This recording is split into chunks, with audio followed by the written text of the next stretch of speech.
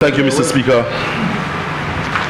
Mr. Speaker, I rise to make a very brief intervention in support of the motion to exempt import of certain items in barrels.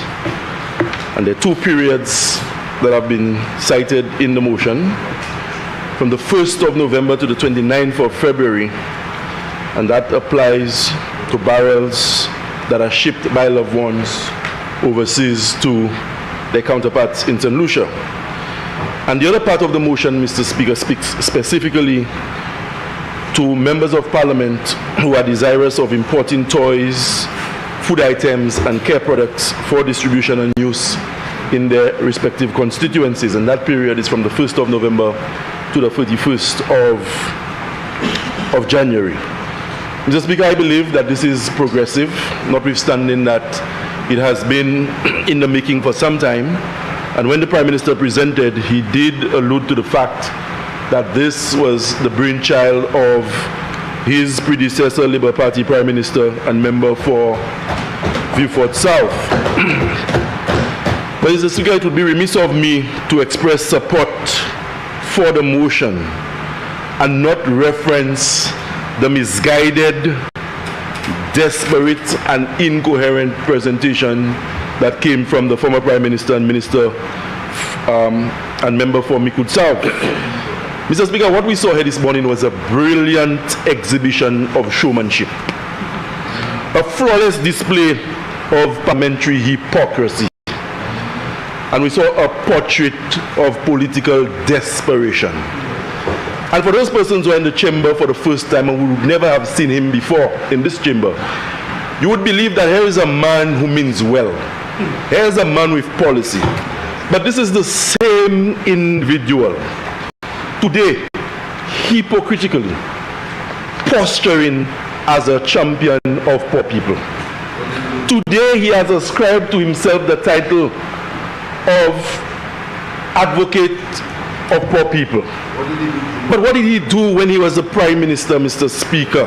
Where he was in a position to formulate policies that would have enabled poor people to rise out of poverty and improve their lot.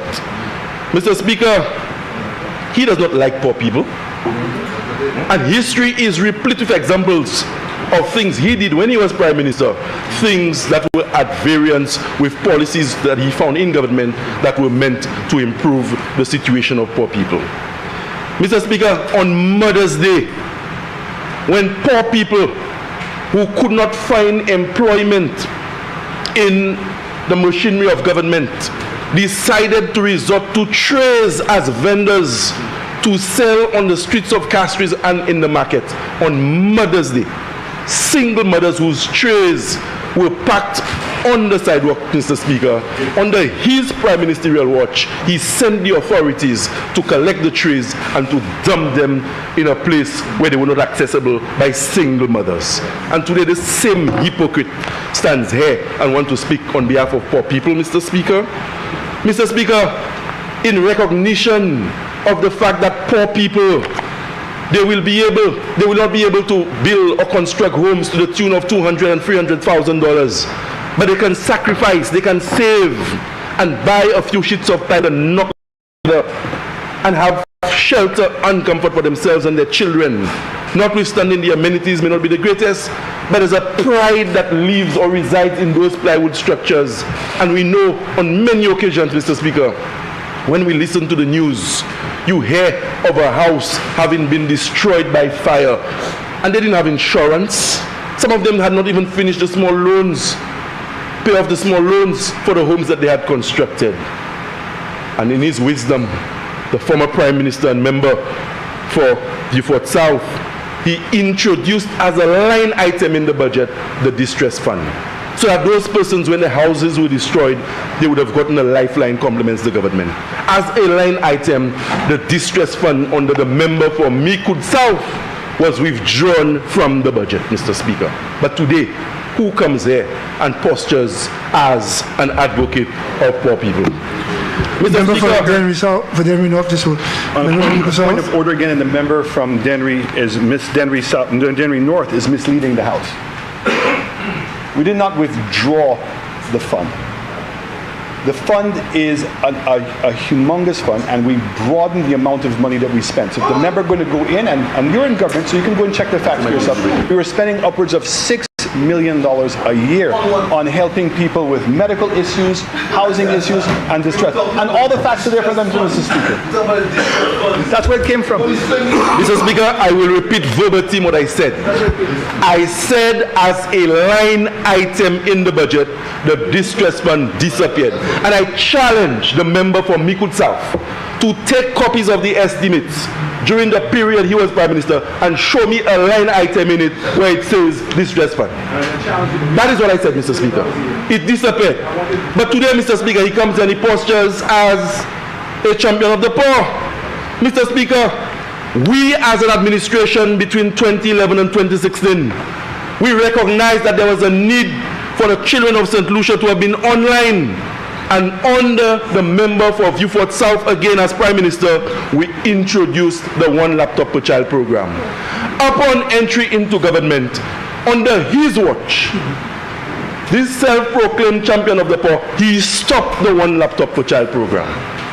And when, Mr. Speaker, the pressure began to mount, and I know you were there in the cabinet at the time, they quickly tried to bring in a program that they believe would have sufficed. Mr. Speaker, this champion of the poor, or self-proclaimed champion of the poor, when he is not well or members of his family are faced with certain medical challenges, he has the means to be able to fly them overseas. Upon entering this government as Prime Minister, he found that a hospital that had been damaged by fire was being repaired. Mr. Speaker, that started during the reign of the member for Castries North. And after the United Workers' Party was voted out of office and the St. Lucia Labour Party entered in 2011, the member for Vieux-Fort South, our Prime Minister, he continued with the plans he made there to give the people of the South a hospital. But then came in 2016 the member for Mikud South, self-proclaimed champion of the poor. What did he do? He stopped construction on the hospital, not for 2 days or 2 weeks, for 3 years. And whilst construction on the hospital had halted, Mr. Speaker, less than 100 yards away, he was busy facilitating construction of facilities for horses to come and gallop. You did not remember at the time that the poor people on whose behalf you want to speak today needed healthcare facilities when you were busy preparing for horses? But you come and you posture here today as if you're a champion of the poor. That is the hypocrisy that characterizes his politics, Mr. Speaker. And Mr. Speaker, let me tell you what he did. This champion of the poor, let me tell you what he did, Mr. Speaker. When he came into government, Mr. Speaker, he found a program in government known as the Constituency Development Program, the CDP. And when the CDP was established as a program in government, every single one of the 17 members of parliament would have received resources to execute projects in their constituencies, whether you were opposition or in government. He came in, Mr. Speaker, and he found the program entrenched. What did he do? There were 6 of us in opposition, and we had poor people in our constituencies, as we still do today, who used to come knocking at our constituency doors asking for help with basic things, Mr. Speaker. But as a deliberate policy ploy from him, you know what he did? He starved us of resources. And after the 5 years were up for elections, he dragged us into a 6th year. And for 6 years, he did not give a single project to anybody in opposition to help the poor in their constituencies. But today, out of convenience, he stands here and wants to lecture us about poor people. Mr. Speaker, there is a shamelessness that characterizes the politics of this particular member, and it needs to stop. So don't come here and posture as an advocate of poor people. You don't like poor people. All he did prior to election was to take selfies and photos with poor people so it can resonate on social media. You don't like poor people. You don't dump the trays of poor people and come here today and pretend you're for poor people. You don't starve opposition parliamentarians of resources to help poor people. And as it is convenient, I know what it's like to be in opposition, I start across there, and you're just halfway through the term, and you have more days in opposition to come. So don't come and boost people as if you're a champion of the poor. Mr. Speaker, I believe this intervention by the Prime Minister is progressive, it is necessary. And for constituents like those in Denry North that have had the pleasure of representing after 3 general elections, I know, Mr. Speaker, this will touch lives because they rely heavily on remittances throughout the year. And when, Mr. Speaker, when in December, to help spread the Christmas cheer, they look forward to receiving barrels and other items from overseas. Mr. Speaker, I'm going to disagree. Mr. Speaker, I'm going to dire that je vais supporter des marches Premier ministre la Japon, côté, il a encouragé les gens pour voir barrel descendre et puis commission had et puis l'autre bagaille by from you en saison Noël. Tous les années, c'est une tradition qu'on peut jouer un barrel n'importe où en l'année. Mais nous tous savons, Mr. Speaker, les gens qui viennent plus pour Noël, c'est les gens qui ont plus barrel qui ont sorti l'autre pays. Nous voulons prendre l'occasion pour aussi dire, just ici, that we have to use the concession responsibly.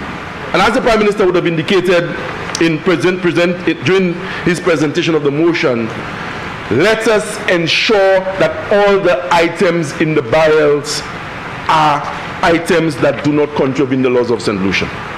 Leave the illegal items out. There should be no guns, no weapons in those barrels, Mr. Speaker. The explanation is clear, it is simple in terms of what we expect in those barrels.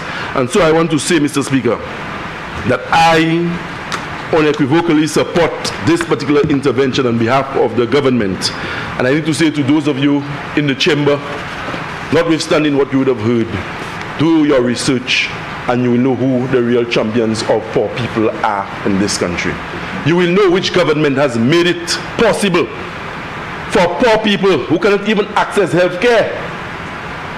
We know who, Mr. Speaker, has made it law in this country for them not to pay the ambulance fees.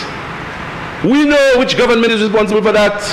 So don't come here today and think that you can speak on behalf of poor people and that will be your path to victory. Poor people are not as stupid as you think, you know. Poor people are more discerning than you believe. I'm from a poor family and several of us are. So be careful, Mr. Speaker, with who wants to come here and lecture us on poverty. And when they were given an opportunity, a very solid mandate to come and stand up for poor people, almost every policy initiative that they, Mr. Speaker, put forward in this country was inimical to the plight of poor people, the well-being of poor people. And today, Mr. Speaker, I want to support, as I said, unequivocally, this motion by the Prime Minister to waive certain duties on barrels to help spread the Christmas cheer and to give our people, Mr. Speaker, a Merry Christmas and a prosperous start to the ensuing year.